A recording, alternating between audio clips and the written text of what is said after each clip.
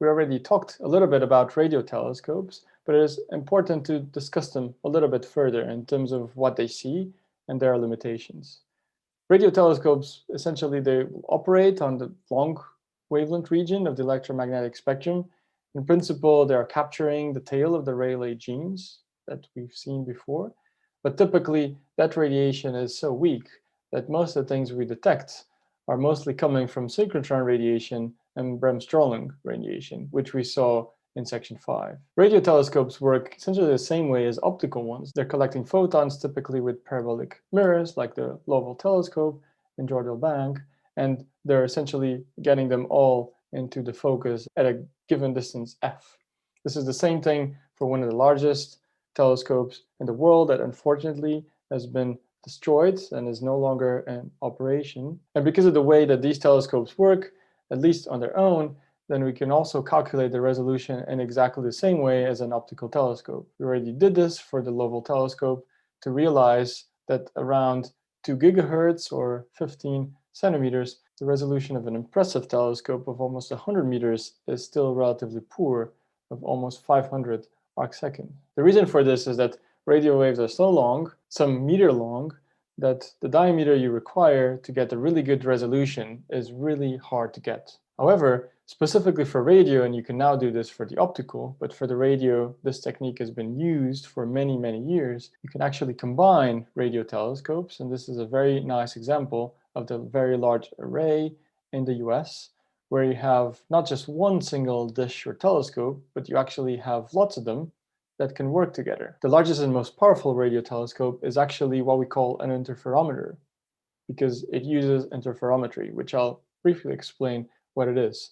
This is the ALMA telescope that is really high in the desert in Chile. And ALMA was one of the telescopes that was involved not only working together, but actually working with telescopes in the US and also in Europe to actually build a telescope that is the size of the full Earth. I'm sure you've heard about this because it was all over the news that by combining radio telescopes that span almost the entire Earth, it was possible to do this amazing image, our first image of a supermassive black hole with the Event Horizon Telescope. The Event Horizon Telescope is possible because of this technique, which is called interferometry. We can also use it for the optical, but the difficulty there is that you need to know the distance between telescopes that you're combining with an accuracy that is similar to the wavelength you're observing.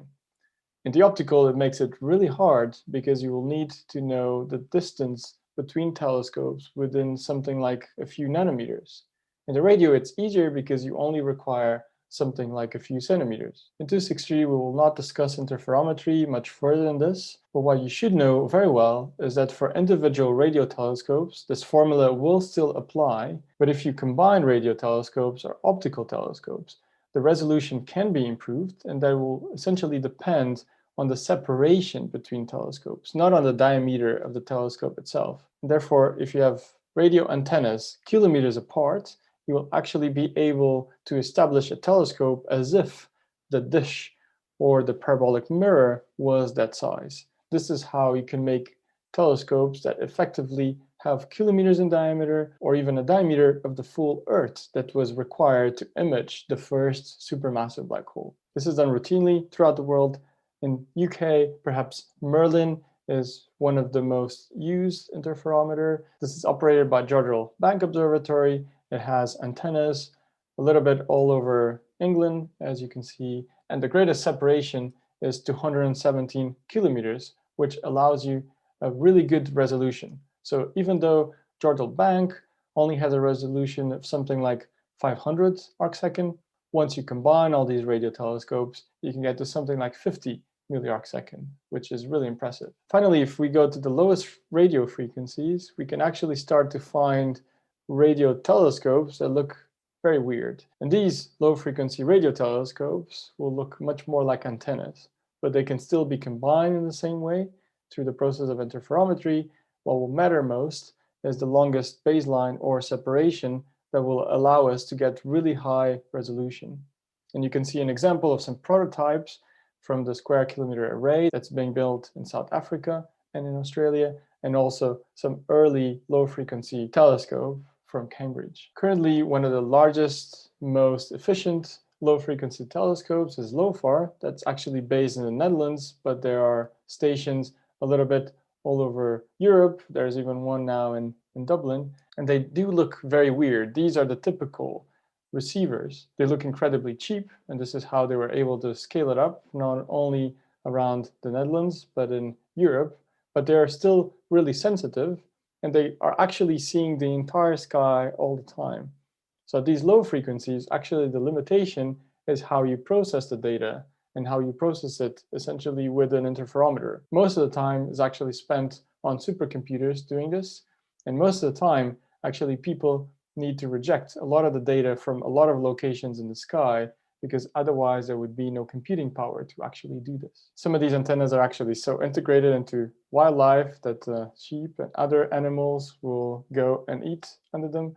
And it's okay because the kind of frequencies that they operate, anything that goes into the antennas will not affect it.